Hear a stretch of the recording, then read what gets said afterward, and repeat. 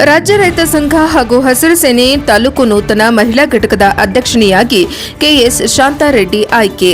ಚೇಳೂರು ರೈತ ನಾಯಕ ಪ್ರೊಫೆಸರ್ ನಂಜುಂಡಸ್ವಾಮಿ ಸ್ಥಾಪಿತ ಕರ್ನಾಟಕ ರಾಜ್ಯ ರೈತ ಸಂಘ ಹಾಗೂ ಹಸಿರು ಸೇನೆ ಚೇಳೂರು ಪಟ್ಟಣದ ಪ್ರವಾಸಿ ಮಂದಿರದ ಆವರಣದಲ್ಲಿ ರಾಜ್ಯ ಕಾರ್ಯಾಧ್ಯಕ್ಷ ಚಿನ್ನಗಾನಪಲ್ಲಿ ಸಿವಿ ಶ್ರೀಕಾಂತರೆಡ್ಡಿ, ಜಿಲ್ಲಾ ಅಧ್ಯಕ್ಷರಾದ ಎಚ್ಎನ್ ಗೋವಿಂದರೆಡ್ಡಿ ಅವರ ನೇತೃತ್ವದಲ್ಲಿ ಇಂದು ನಡೆದ ಆಯ್ಕೆ ಸಮಿತಿಯಲ್ಲಿ ಚೇಳೂರು ತಾಲೂಕು ನೂತನ ಮಹಿಳಾ ಘಟಕದ ಅಧ್ಯಕ್ಷರಾಗಿ ಚೇಳೂರು ಕೆಎನ್ ಶಾಂತಾರೆಡ್ಡಿ ಅಧ್ಯಕ್ಷಿಣಿಯಾಗಿ ಅವಿರೋಧವಾಗಿ ಆಯ್ಕೆಯಾಗಿದ್ದಾರೆ.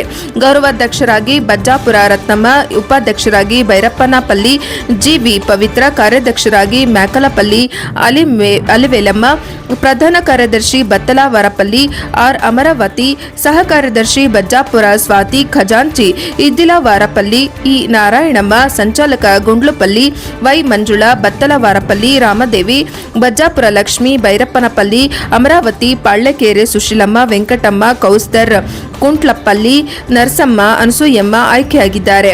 ಆಯ್ಕೆ ಸಮಿತಿಯಲ್ಲಿ ರೈತ ಸಂಘದ ಅಧ್ಯಕ್ಷರಾದ ಕೆಎನ್ ಅಶ್ವತ್ಥನಾರಾಯಣಗೌಡ, ಗೌರವಾಧ್ಯಕ್ಷ ಪಟೇಲ್ ಕೃಷ್ಣಾರೆಡ್ಡಿ, ಸಂಚಾಲಕ ಪಾಳ್ಯಕೆರೆ ಟಿಇ ಭಾಷಾ, ರಾಮೋಜಿಪಲ್ಲಿ ಕೆವಿ ಲಕ್ಷ್ಮೀಪತಿ ರೆಡ್ಡಿ, ಪಾಳ್ಯಕೆರೆ ವೈ ಶಂಕರಪ್ಪ ಇತರರು ಭಾಗವಹಿಸಿದ್ದರು. ವರದಿ ಲೋಕೇಶ್ ಪಿವಿ, ಪ್ರಜಾಪವ ಟಿವಿ, ಚೇಳೂರು. ನಾವೆಲ್ಲ ಒಗ್ಗಟ್ಟಾಗಿ ಸಂಘಟನೆ ಮಾಡಿ ತಾಲೂಕು ಕಚೇರಿಯಲ್ಲಿ ಏನಾದರೂ ಸಮಸ್ಯೆ ಆದರೆ ಅಲ್ಲಿ ಪ್ರತಿಭಟನೆ ಮಾಡಬೇಕು, ಹೋಗಿ ನಾವು ಗಲಾಟೆ ಮಾಡಬೇಕು. ಏನೇನು ಆಗ್ತಾ ಇದೆ, ಏನು ಕೆಲಸಗಳಾಗಿಲ್ಲ, ಯಾವ ಥರ ಮಾಡಬೇಕು ಅಂತ ನಾವು ತಿಳ್ಕೊಂಡು ಅಲ್ಲಿ ಗಲಾಟೆ ಮಾಡಬೇಕು. ತಿಂಗಳಿಗೊಂದು ಸರ್ತಿ ಹೋಗಿ ತಾಲೂಕು ಆಫೀಸಲ್ಲಿ ತಹಸೀಲ್ದಾರರು ಸಭೆ ಕರಿಬೇಕು, ಏನೇನು ಸಮಸ್ಯೆ ಇದೆ. ಸಭೆಗೆ ದರಾಜಪಲ್ಲಿ ನಮ್ಮ ಸುಬ್ರಹ್ಮಣ್ಯನವರು ಮತ್ತು ಶಿವಣ್ಣವರು ಸುಡ್ಯ ವೆಂಕಟಪ್ಪ ಅವರು ಬಂದರೆ ಅವರಿಗೆ ತಾಲೂಕು ಸಂಘದ ಪರವಾಗಿ ಸ್ವಾಗತ ಇದೆ. ಇನ್ನೊಂದು ವಿಚಾರ, ಹತ್ತಿರ ದಿನದಲ್ಲಿ ಒಂದು 10 ದಿವಸದ ಒಳಗಡೆ ಮತ್ತೆ ಸಭೆ ಸೇರಿ 53, 57 ಏನಾಗಿದೆ ದರಖಾಸ್ತು ಆಗಿರೋದು, ಎಷ್ಟು ಜನಕ್ಕಾಗಿದೆ ಚೇಳೂರಲ್ಲಿ, ಇನ್ನೆಷ್ಟು ಜನಕ್ಕೆ ಬಾಕಿ ಇದೆ, ಯಾಕೆ ಮಾಡ್ತಾ ಇಲ್ಲ ಏನು ಅಂತ ಎಲ್ಲರೂ ಒಂದು ದಾಖಲಾತಿಗಳು ಇದು ಮಾಡಿ ನಾವು ಹೋಗಿ ತಹಸೀಲ್ದಾರನ ವಿಚಾರಣೆ. ನೂತನ ಮಹಿಳಾ ಪದಾಧಿಕಾರಿಗಳ ಸಭೆಗೆ ಆಗಮಿಸಿರುವಂತಹ ಅವರು